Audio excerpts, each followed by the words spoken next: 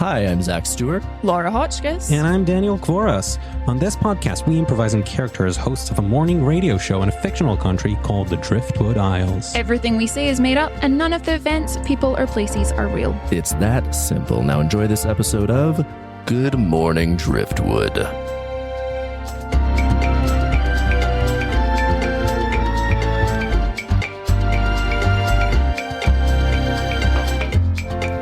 And welcome on back to Good Morning Driftwood, folks.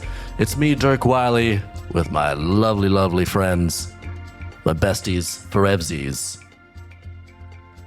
That's Penelope MacGuffin. You took so long between saying besties for FCs and saying the name that I genuinely feared it. Feared the name? No, feared the he doesn't remember. No, it's suspense. It's for suspense and tension and grandeur. It's to build up. Oh my goodness. It's to raise you up in your name and your status. Okay, I'm going to watch you build up more suspense on the next one. And next up, the man, the wonder, the enigma.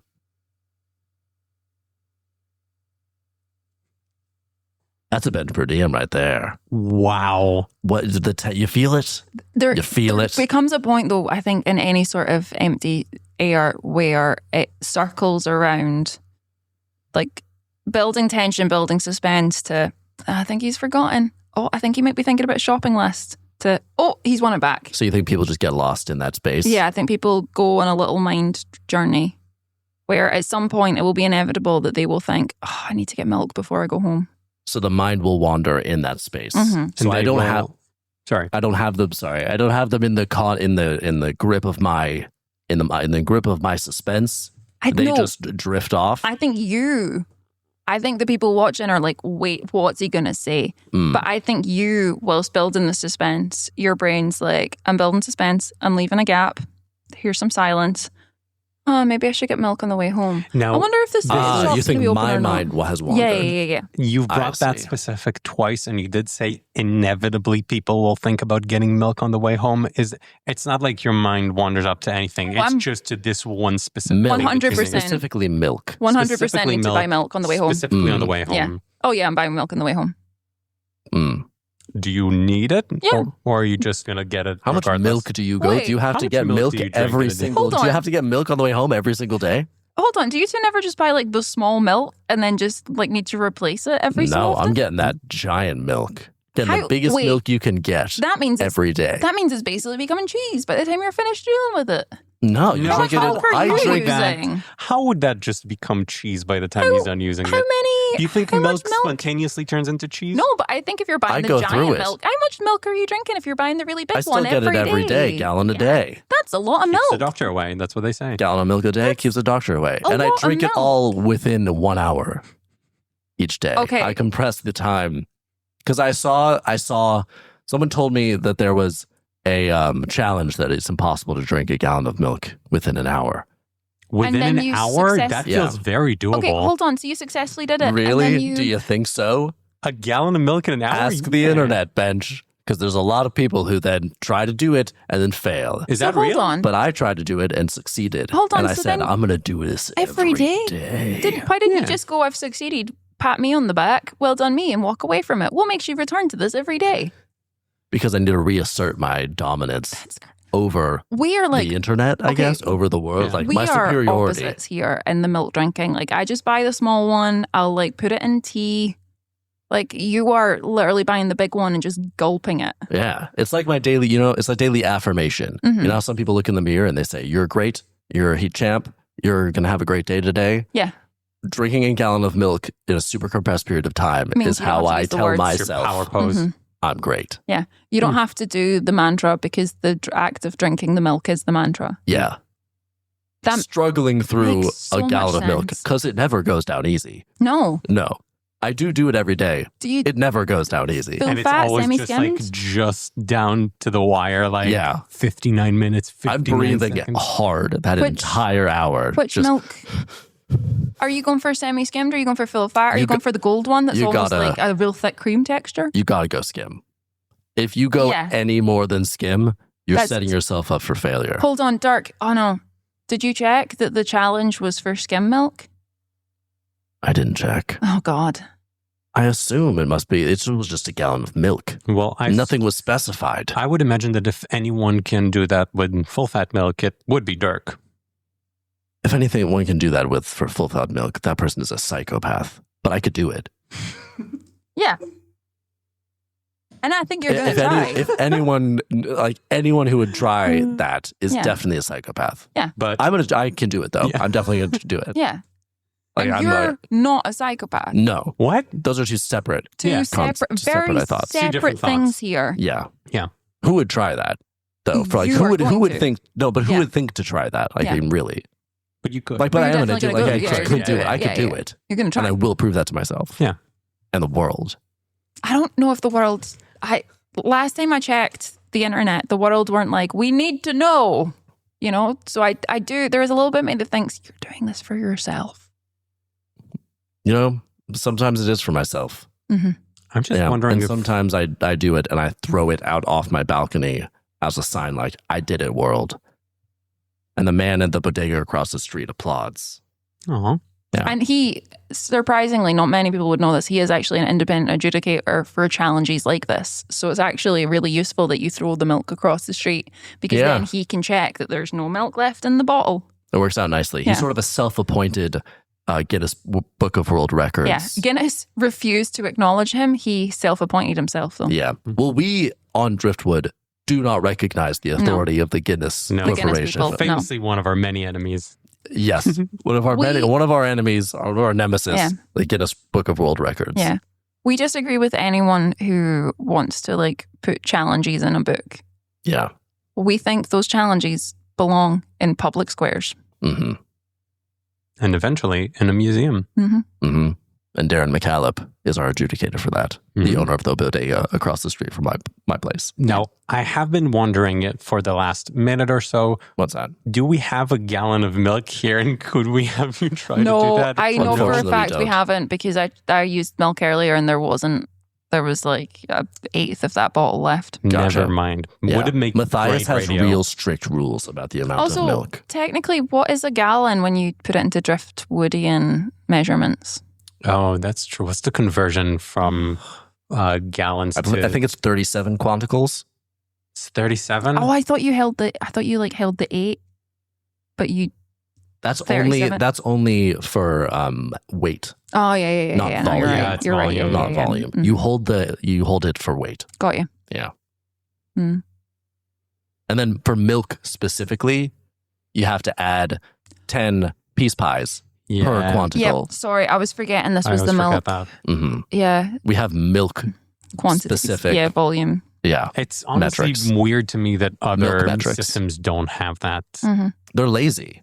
Honestly, yeah. Yeah, they're lazy. They use grams for too many things. It's a different, like 100 grams of feathers and 100 gram of steel is not the same. No, they're different inherently. Yeah. It confuses me when they start using grams for liquids as well.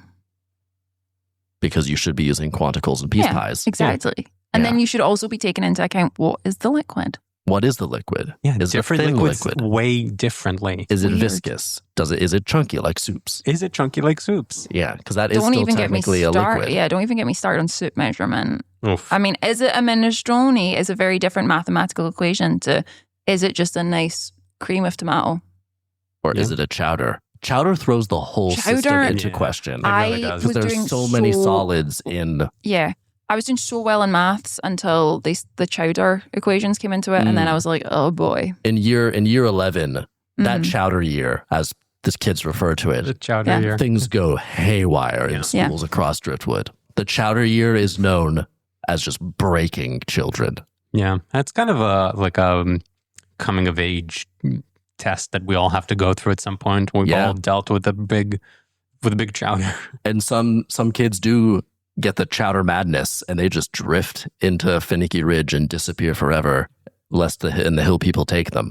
That is the biggest theory on how the hill people in Finicky Ridge started. They were all chowder rejects. Yeah. Chowder madness. Rest in peace. Those chowder souls. The souls I think they're alive. Chowder has taken. I think they're alive.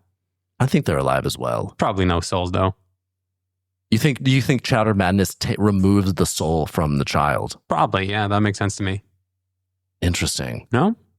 Isn't that the plot of his Dark Materials?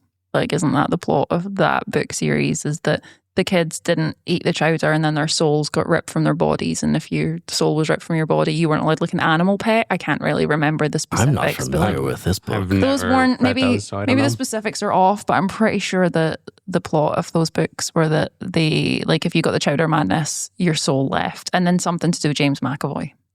And then James McAvoy is a character in the books. Yeah, and then James McAvoy won't be your familiar, your friend, your animal your buddy. friend. Yeah, he won't be. So if you don't eat chowder, James McAvoy won't be your friend. No, that's the plot of this. You're right, because he's half goat. Fawn. Yeah, like, isn't he half? Yeah, that's Narnia, but it still applies. No, that's also in this book. Oh, okay. Yeah. Got it. So if you don't eat chowder, James McAvoy won't be your friend. Mm-hmm. I respect that. He is a man of principle.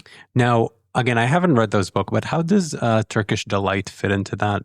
Turkish Delight, it's, oh God, like, honestly, it's been so long since I did, but I think it's just that, like, you should enjoy a Turkish Delight after the chowder, or the witch gets mad about it. That tracks. What does she do when she gets mad about the fact that you didn't eat Turkish Delight? She goes off on, like, a really, I'm going to be honest, quite political rant. About does she outsiders. Does she, like, own the Turkish Delight company? And so I think... So she's trying to, like, drive up sales by instilling fear if people don't eat it? Never openly admitted, but from the subtext, she's definitely got shares in it. I think it's one of those, like, they're keeping it on the down low things. Yeah. Where, like... She has, like, a shell company. Like a Narnia shell company that owns the Turkish Delight factory. Narnia? What's Narnia? Is it Narnia? Is that a different book? You mentioned Narnia. I have mentioned Narnia. Oh gosh, sorry. I didn't even pick up when you mentioned that. That must be a different book. I'm pretty sure you said, he played, because I mentioned that James McAvoy plays a fawn in that, like the half goat, and you were like, oh, and he's also in the Dark Materials. That's the Dark Materials, though. You're thinking of a different book. Yeah, I'm thinking of Narnia. Okay. So in his Dark Materials, there's a queen who owns the Turkish Delight factory. Got it. Okay, I see. And James McAvoy is running around being friends with chowder folks. Interesting, a lot of similarities between those two books. Not really, when you think about it. How do you separate them in your mind? Oh, really easily. Okay, so his Dark Materials is about the Chowder Madness. Okay. Narnia is about some kids escaping war. Oh, so you do know those books? Yeah. Yeah. Like, I've heard of them. Yeah. Never really got into them. There is a big Turkish Delight thing there as well. Oh, that's weird. Yeah. Weird how many similarities there are. Yeah. I wonder if anyone's looked into plagiarism, especially with James McAvoy being in both. Maybe James McAvoy could be the problem. And again, he is written as a character in both of those books, right? They specify this is James McAvoy. Really worked out then that there's an actor born named James McAvoy who's so talented. At least Narnia was written 60, 70, 80 years ago. No, exactly how James McAvoy is suspiciously old. Like, he's one of those guys looked that real similar for a real long time. Mm-hmm. Do you think he has one of those paintings in his attic of him of Spirit David Tennant? Yeah. Who keeps him young? David Tennant gets really old, but James McAvoy stays the same age. Yeah. I mean, I don't want to accuse anyone of anything. Go ahead, do it. We haven't had it in a while. I actually, but we've got no, don't do it. Oh, the lawyer said I'm not allowed anymore. After the last does a time, Penny J'accuse have legal standing? Apparently, after the last one, they said it was actually libel. Oh, wow. It's like a whole thing. Listeners, please retract the air horn that you just heard. That is not an officially sanctioned air horn. It was a whole thing. We retract the air horn. Okay, apparently you can't just accuse people. What if you j'accuse people? Apparently, like, the French caveat doesn't count. I said if it's in French, that's not legally Driftwoodian legal issues. Yeah. Maybe they could sue you in France, but you're not going to France. You're staying in Driftwood. Never going to go to France. So they can just deal never with that. Never going to turn up there. But the station lawyers Penny were is like... famously never going to go to France. Never going to go to France. The Driftwood lawyers, though, like the Driftwoodian legal system that operates, like, well... Not to go like too much into like behind the scenes of radio, but the station has lawyers whose whole thing is to try and keep us. We don't like to brag about it. We don't want to brag, but there is like a team of lawyers who every single day go through everything we've said to work out what the financial implications will be. Now, a big problem here is that they do this after we have said these things live on air. So there's not much they can do other than give us like pointers to avoid problems. Well, we in the say future. not much we can do, but obviously a lot of what they can do is then just be in court for the preceding legal issues. I believe their official, the department name is damage control. This is it, damage control. Our legal department is just called damage control. That makes sense. So a couple times I have done j'accuse against, popular celebrities, politicians. You've accused them all. Companies. And apparently, I personally, with those j'accuses, have cost the station 4.5 million doubloons. Wow. And the fact that they keep you on is just a sign of how good of a broadcaster you are. That's testament to my popularity and success. I was going to say union contract, but that too. Yeah. There would be riots in the streets if Penny left Good Morning Driftwood. Also, I've heard that because so many people were tuning in to listen to who I was about to do some libel against, well, if you call it libel, you're really setting yourself up to be... The big problem here is you saying I'm going to libel against Look, I have been through hours and hours of legal training now. Like you two were like, oh, we're away for lunch. You want to come for lunch? And I was like, I got to go with the boring people into the training room and look at some slides. Like they have... in what I can only describe as a clockwork orange way, sat me down, opened my eyelids with toothpicks, and made me look at a series of slide after slide after slide, explaining in great detail how it's a bad thing to do because it costs the station money. Man, the damage control department doesn't mess around. And you really did have like a physical, violent reaction to the idea of having the j'accuse segment again. Yeah. It makes me feel unwell. I'm still surprised that that training wouldn't teach you to frame this as like your opinions, which do not represent the opinions of the show. Well, instead, you're saying who I'm going to commit libel against today is... Because that's really inviting. When you use legal terminology like that, you're really inviting that to happen. And also saying you're going to commit a crime. If I was going to say like who I'm going to burgle today is... Jeffrey Tambor and the actor Jeffrey Tambor. No, Jeffrey Tambor, the guy who owns the bakery on. That makes more sense. Yeah. Who I would never burgle his delicious baked goods again. Sorry, I brought those. I did it again. Sorry, no, sorry. This is borderline. Penny is referring to. Sorry, I did a libel against. Well, I told you last week when I showed up with all those pastries, I just said, "Hey, I found these. Mm-hmm. I found those pastries on the street. Yep. I did not take them from any establishment, and I certainly didn't break into Jeffrey Tambor's bakery." You did say that. 150 doubloons. You don't need to. An apology settled out of court. You don't. I'll take this, but I'm not going to cash it. I'm not going to cash this check. I appreciate you clearly have your system down, just instinctively writing checks to anyone who you even minorly slight. Which I wonder how sustainable this is when you're just writing checks of people that you... It's actually much cheaper for me to just pay now a smaller settlement than it is to do the j'accuse and do the... Because the legal costs, there's so fewer, we're not subject to like any rulings that might be like you have to pay the opposition's legal fees, etc., etc., etc. So like this is actually real cheap versus... So me taking this is I can now not sue you. No, you can't do an out of court settlement and then go back to suing. I think you found quite a loophole here. I don't know if that's a loophole as much as it's just like a tactical thing done in the courts. I don't know. They explained it to me in like a bunch of slides, and I'll be honest, I got a little bored and I started sleeping with my eyelids open.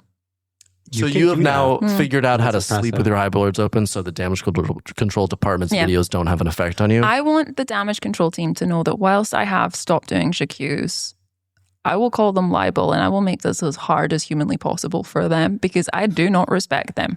The damage control department. I want the damage control department to know I do not respect them. So are you going to go off on a new libel segment?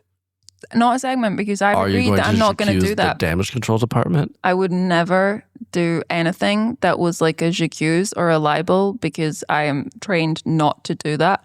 But I'm just going to get my checkbook out and write a little check to the damage control people for what I might say. She's running 1,000 doubloons seems about right. Yeah. I don't know what you're rate. going to say. Didn't you just give me 150? You're really easy to buy off. Wow. Wow. I'm looking at the mirror. You said you weren't even going to cash it. I could have put anything on it. That's a good point. You know me so well, Penny. I think it says more about you and your like desire to not negotiate than it says about me. I never negotiate. You refuse. Yeah. I refuse. You take the first offer always. Mm-hmm. Yeah.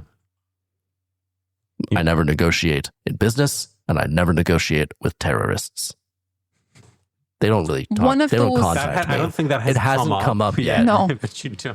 But Probably the reason it probably hasn't come up is because they know I will not negotiate. Never negotiate.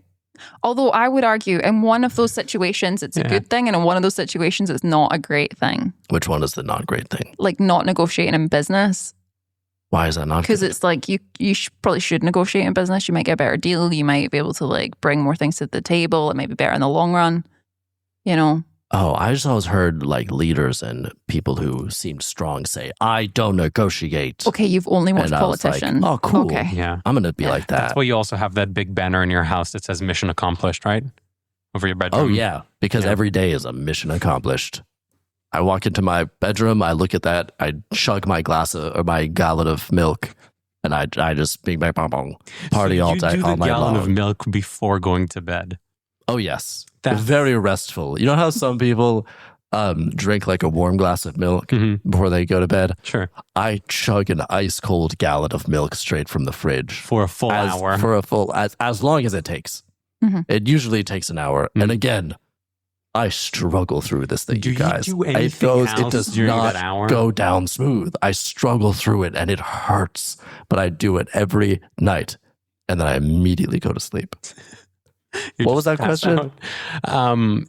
So that hour that you do that for, do you do anything else that hour? Or you is have it just to like commit to the milk, Bench. You have to commit to the milk if you want to accomplish this. So is it just like a slow pour through, like continuous throughout the hour? Sort of. I drink really, really fast. And then at a certain point, it becomes too much. And I start choking a little bit. Yeah. And then I stop and I catch my breath. You and need then to give it a minute to settle to then. And then as soon as I catch my breath again, I start choking again until I choke again. For a full hour. It's just a series of intense chugging and choking and gasping for breath until it's done. Yeah. What Dirk isn't mentioning. And then I fall asleep / pass out. Yeah. What Dirk isn't mentioning is in when he puddle says of milk. He stops for a minute to let it settle. Those are like 17-minute increment. Like he takes a good 17 minutes to let it settle. How do you it takes a while to... The sometimes videos on I the video internet call... are pretty interesting. I'll post the videos on the internet as like shows of dominance. Yeah. Sometimes I also just video chat with you, Penny. Sometimes as well, I've genuinely just had to like phone you to ask a question about like what time is the thing, like just a basic run-of-the-mill question,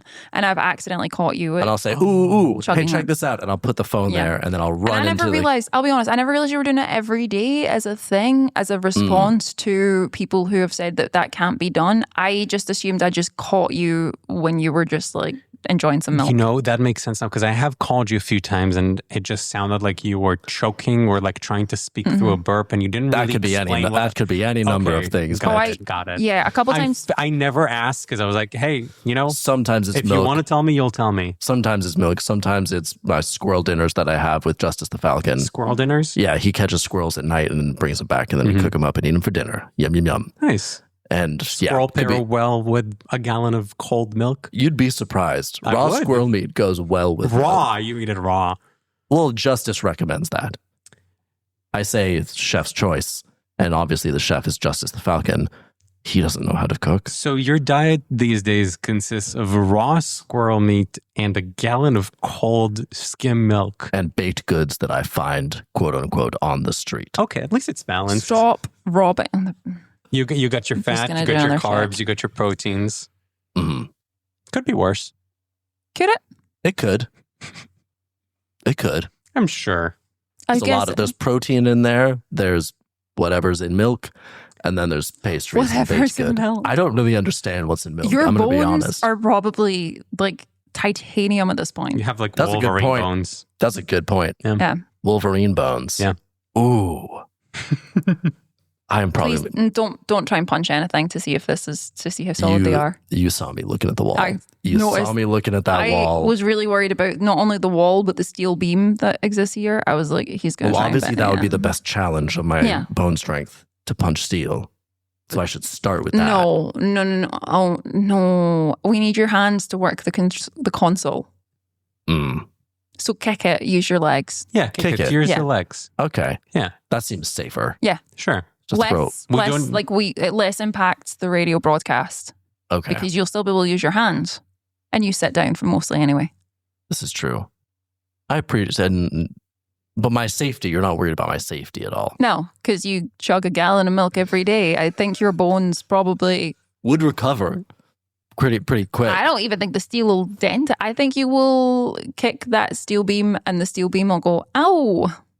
I don't want to be controversial. I don't think that's what's going to happen. Why not? I trust you and I support you. He doesn't have any faith in this endeavor. No, you believe in me so much, Penny. And I have a basic understanding of how metals and bones work, I think, is the main issue. Exactly. A basic understanding. We're saying that, but not an advanced I'm happy to be understanding. happy to and be if I learned anything from National Geographic Kids, it's about... You're now a huge fan, aren't you? I love National Geographic Kids. You had such a 180 on them. I admit, we've had our tiffs in the past. We've thrown haymakers back and forth with National Geographic Kids for years, but Penny brought up one of their quizzes. They've got some good content. They've got some good material over there. They got some really interesting, like the outcomes of the quizzes are pretty interesting. And you know I love bird facts and things like this, and it's true. They've got plenty of them. You love when someone goes, hey, consider these options and tell me what your favorite is. Like that's one of your favorite things in the world. You love voting. Mm-hmm. Oh, you love... Voting is basically just a personality test. Huge fan of the democratic process in general. Mm-hmm. Yeah. Voting basically is just one big quiz. Right to assembly. Yep. The rest. Yeah. And whoever you vote for tells you who you are. Yeah. You know? It's your whole identity. Mm-hmm. That and chugging a gallon of milk, eating raw squirrel meat and baked goods. Yep. Do you get the milk delivered? Or do you have like a subscription thing on the go now? I have a milk subscription service. So you don't have to pick it up on the way home? Oh, no. So that's not universal? Huh. You should talk to my milk guy. I think I might. Yeah. Does he do small batches of milk or is it just gallons? Hand-delivered milk. I call him my milk dealer. Wait. When you say hand-delivered, in a bottle, right? Or is it just a bunch of loose milk? It comes in a bag. Okay, that's better than what I thought it was. Yeah. I was like, what did you think it was? They would just cupped it in his hand. Maybe he brought like a trough and then he would do that. He would need massive. Yeah. Oh, I should suggest that to him. He don't probably suggest could. That. I don't think you should. Yeah, I think that would be really unsanitary. No, bad. Arguably efficient, but not hygienic. Also, arguably not efficient. It's a lot of arguablys. Arguably, bad idea. Milk. Good point, Pench. Never drank it. We don't have You've never had milk? We don't have time to get into that. I could double my subscription and you could try it with me.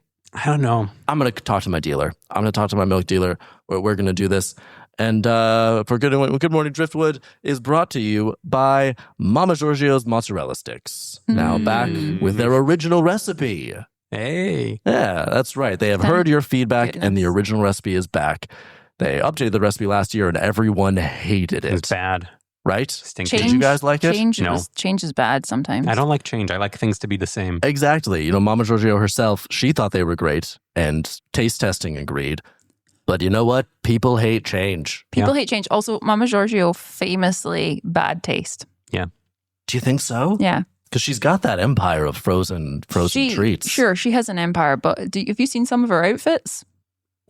Well, she's bad taste. That's dangerously close to a j'accuse. We can't just... It is close. And she got so many death threats for changing that recipe. She is a 93-year-old woman and... Probably death himself or herself is threatening her.